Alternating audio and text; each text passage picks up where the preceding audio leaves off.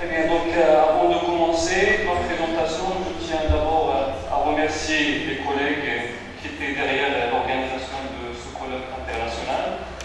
Je remercie également tous les partenaires qui ont soutenu cet événement.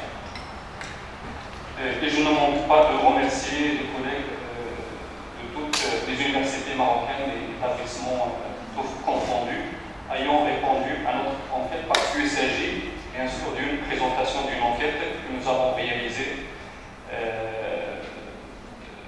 à Adil Majan, professeur de l'université de la faculté de sciences juridiques, économiques et sociales de Rabat, Agdal, et enseignant Zaïd Mahan, malheureusement il n'est pas avec nous, et moi-même.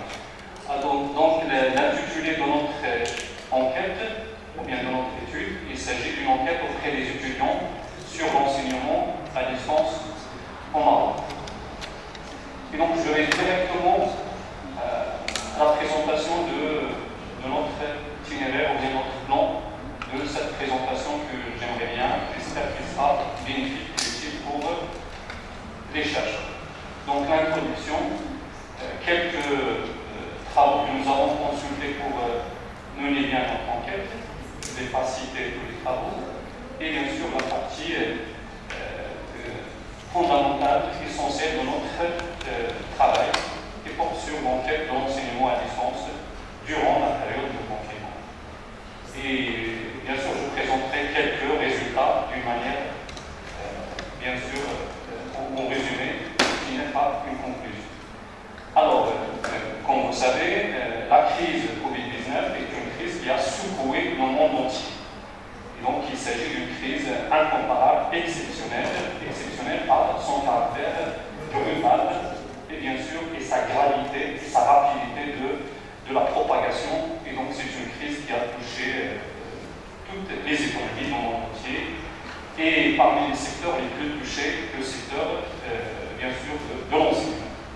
Alors, ce secteur a été gravement affecté, et donc le Maroc, à l'instar de tous les pays du monde entier, et bien sûr, il a fermé ses établissements, ses universités, tous d'autres lieux d'apprentissage, pour bien sûr assurer cette continuité, la continuité pédagogique, et pour sauver l'année.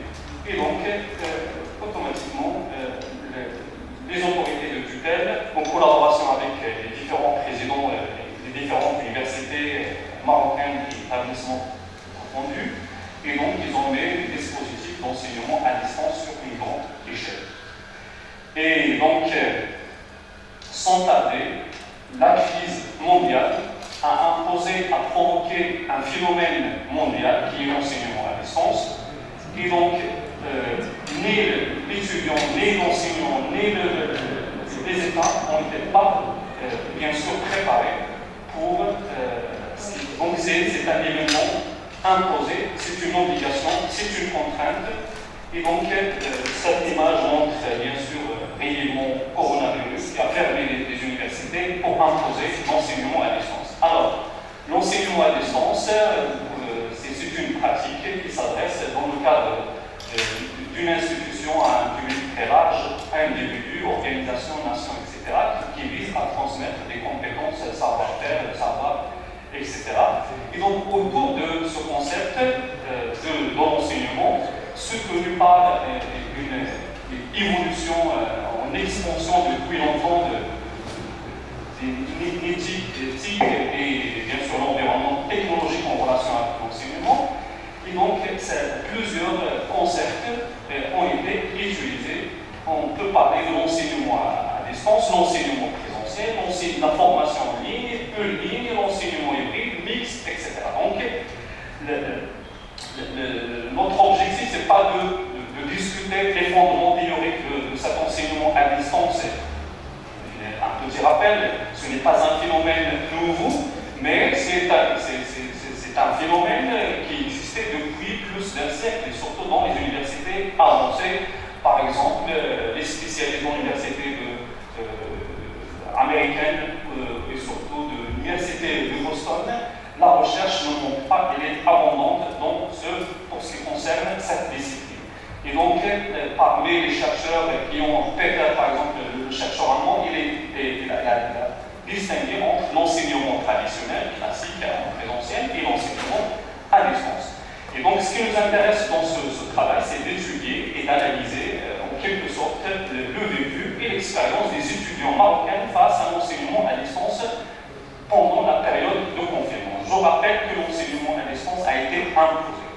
Et les universités marocaines, comme toutes les universités du monde entier, ils ont mis des dispositifs dans un laps de temps, ils ont déployé, personne ne peut pas ignorer, nier les efforts déployés par le Maroc dans ce sens, en respectant les mesures sanitaires. Alors, pour mener à bien notre enquête, à Ali Ouattara et ses amis, nous avons consulté plusieurs travaux.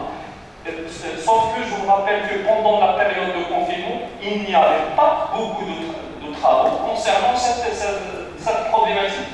Notre travail couvre, bien sûr, l'enquête couvre la période entre le mois de mai et le début de fin juillet. Donc, il a duré 2 mois. Pendant cette période-là, sont des travaux, à l'exception du travail d'université de Mohamed V et un travail réalisé par l'ENSAM de la faculté de Casablanca, et donc là sont les travaux qui ont été réalisés dans ce sens. Donc si vous voulez, je reviendrai sur la question comment nous avons réalisé ce travail dans une période très difficile, c'est-à-dire le début de confinement. Tout le monde était stressé, déprimé, et nous avons réussi de se mettre, de relever les défis, et on travaillait jour et nuit, et on se voit chaque jour en distanciel pour inciter et demander les collègues de toutes les universités marocaines et les délégués des classes pour avoir un échantillon qui dépasse bien sûr 3000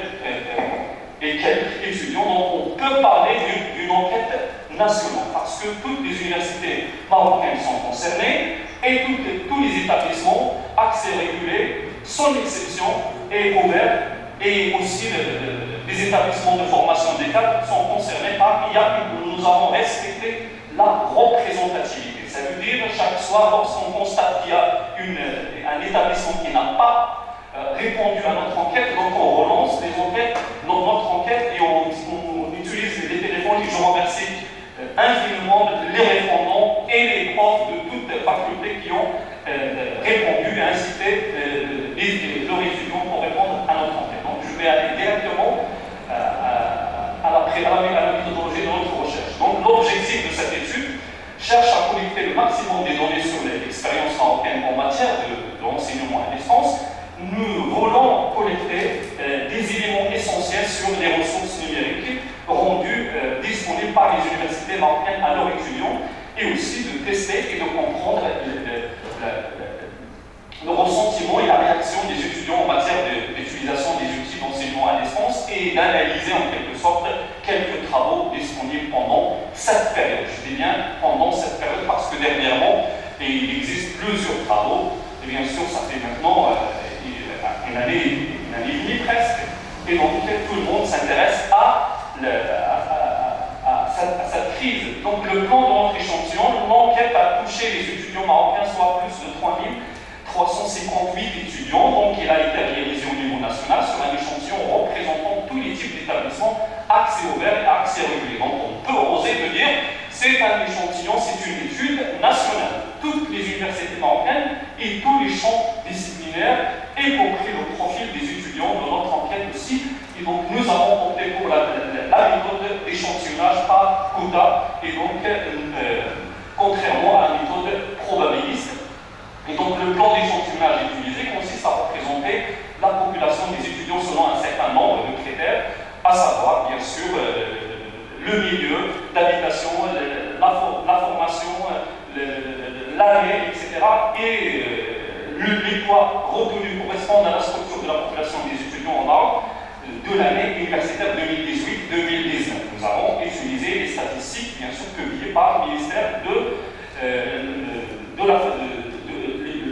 de l'Éducation nationale, de la formation professionnelle, de l'enseignement supérieur et de la recherche scientifique. Donc voici les tableaux, bien sûr, que nous avons utilisés pour mener à bien notre enquête pour respecter la représentativité. Alors, la répartition par type d'accès, la répartition par établissement et la répartition par université. Vous voyez très bien que l'enseignement universitaire, bien sûr, il représente 96% et l'accès ouvert, 87%, plus de 87%. Par contre, l'université de Mohamed V, il est classée la 6e en termes d'effectifs. L'université de Nosor, elle est classée la première, Hassan la deuxième, etc. Donc, je vais juste aller maintenant directement à notre questionnaire qui a été construit dans le but de générer des informations nécessaires à l'accomplissement des objectifs de l'étude. Ainsi, une liste des informations à rechercher a été dressée en fonction des objectifs de l'étude et des hypothèses de travail. Des informations sont été ensuite formulées sous forme de questions. Donc, nous avons posé 32 questions divisées en 5 axes principaux. Le premier axe est consacré à la détermination des connaissances générales des étudiants en informatique de base et à établir un diagnostic de rapport des étudiants avec les outils de renseignement à distance avant la période de confinement. Donc, le deuxième axe est pour étudier les conditions et les circonstances dans lesquelles les étudiants marocains ont suivi leurs cours à distance durant la période de confinement et les difficultés rencontrées par les étudiants et comment réussir de surmonter leurs problèmes en termes techniques. Et aussi, le troisième acte, c'est pour mesurer la satisfaction, le degré d'adaptation, de familiarisation et aussi la réaction concernant cette expérience des Marocains, des étudiants marocains concernant est-ce que l'enseignement à distance peut remplacer l'enseignement en présentiel et en même temps de comprendre l'opinion et les points, les avis et aussi la perception et l'appropriation des étudiants marocains pour l'avenir de l'enseignement à distance. Les résultats, les principaux résultats, parce qu'on ne peut pas présenter tous les résultats tellement l'enquête est très vague. Donc, nous avons presque plus de 200 pages aujourd'hui et donc j'ai retenu l'essentiel. La répartition par genre et en termes de logement, les étudiants enquêtés, 60% des étudiants marocains, ce sont des étudiantes. Et concernant le lieu de résidence des étudiants enquêtés, la majorité réside dans le milieu urbain. Alors, la répartition par type d'établissement, l'université marocaine de Mohamed V représente 24%, c'est normal parce qu'on relève de cette université, mais toutes les universités, y compris l'établissement de formation des cadres, sont représentées dans notre enquête. Alors, concernant notre enquête, la répartition par domaine d'études, de tous les domaines, bien sûr, ils sont bien sûr représentés dans notre étude. Donc, l'enquête, elle est large, elle a touché toutes les disciplines, elle a touché aussi tous les niveaux de première année jusqu'au cycle doctoral. Ensuite, nous avons posé plusieurs questions pour savoir, bien sûr, l'expérience ou bien le vécu des étudiants marocains en matière d'enseignement à distance durant la période de confinement. Donc, selon le sexe, selon le domaine disciplinaire ou bien la formation, et donc en général, quel que soit le critère retenu, la proportion des étudiants ayant suivi le cours à distance avant le confinement ne dépasse pas 35 etc. Donc, vous voyez très bien aussi ce graphique montre les étudiants ayant suivi les cours à distance avant le confinement ne dépassent pas, à la limite pour l'université de Kuneta, 46%. Et aussi, ce graphique montre les proportions en termes d'années, niveau d'études, première année jusqu'au 5e année. Donc les 5e années, les cycles doctoraux, normalement, ils ont assez d'expérience. Mais ce qu'il faut comprendre, c'est que la proportion, bien les étudiants ayant suivi les cours à distance avant le confinement, les outils les plus utilisés, ce sont les outils des réseaux sociaux, à savoir WhatsApp, Facebook, etc. Donc YouTube, et aussi les connaissances ou bien les fonctionnalités partagées. Très bien, donc je vais passer, merci monsieur Monet, et donc je vais passer directement à l'expérience durant le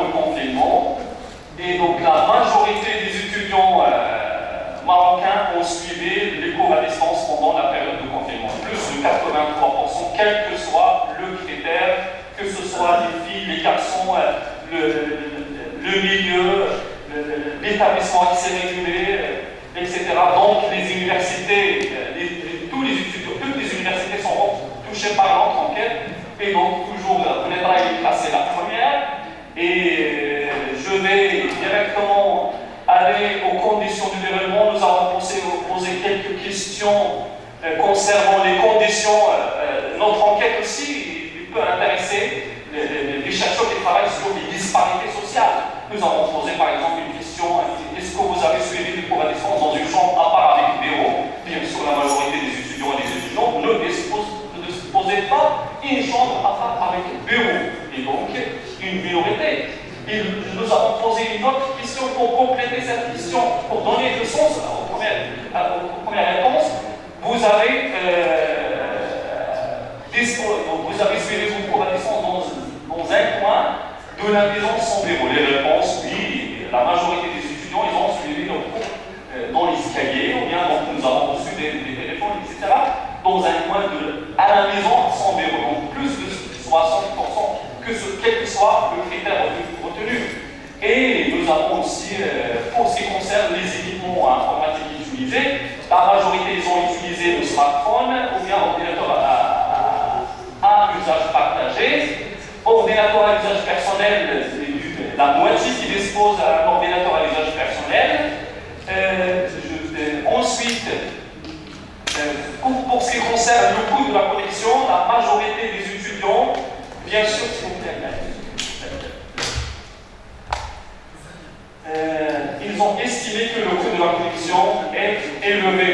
Alors, la familiarisation, les étudiants enquêtés, ils ont déclaré qu'ils sont familiers avec les outils informatiques de base, quel que soit le critère utilisé. Par contre, le degré de la satisfaction par rapport à la durée du cours, par rapport au volume de travail, une majorité des étudiants sont bien sûr très insatisfaits ou bien insatisfaits par rapport à ces éléments pédagogiques, quel que soit aussi, que ce soit le sexe féminin ou le sexe masculin. Bien sûr, c'est presque toujours les mêmes constatations. La satisfaction globale d'apprentissage, si on met par exemple 42 plus 16 plus 2, 53% sont insatisfaits d'une manière globale de cet enseignement à distance. Et donc, concernant la préférence des étudiants marocains, et donc l'enseignement à distance n'est pas préféré, donc les étudiants ils préfèrent l'enseignement présentiel, soit l'enseignement hybride, et une grande majorité des étudiants estiment que l'enseignement à distance ne remplace pas l'enseignement en présentiel. Nous avons posé aussi une question pour collecter les points posés, l'opinion des étudiants et des étudiantes enquêtés. Avantage, bien sûr, l'enseignement à distance a limité la transmission et la propagation de Covid-19, garantir la continuité pédagogique normale, gagner énormément de temps, permet aux apprenants d'exercer une activité sur polyfonctionnaire, accessibilité et la possibilité de revoir les cours à tout moment. Parmi les points négatifs, mauvais effets sur la santé, difficultés à multiples plateformes utilisées en difficulté de concentration, absence d'accompagnement, etc. Et donc, si vous permettez, c'est un livre juste pour synthétiser, contrairement à la période avant le confinement, cette étude ou bien cette enquête, et résulte de cette enquête, la grande majorité des étudiants enquêtés déclarent avoir suivi des cours à distance durant le confinement avec une proportion qui dépasse 83 selon le sexe, selon le niveau, selon l'établissement, selon l'université. Et aussi, en cas de problème technique, la plupart des étudiants se débrouillent seuls. Seuls 40% des étudiants affirment qu'ils étaient accompagnés par leur établissement. Globalement, les étudiants enquêtés, ils ont estimé que la connexion était élevée et très élevée. Plus de 90% des étudiants semblent être familiers avec les outils informatiques de base, tandis que le taux de satisfaction globale ne dépasse pas 43%.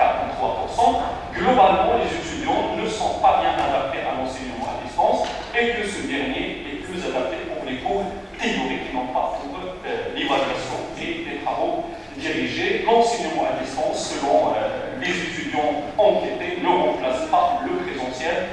En guise de conclusion, l'enseignement à distance permet d'assurer une certaine continuité pédagogique face à une crise à laquelle personne n'était préparé.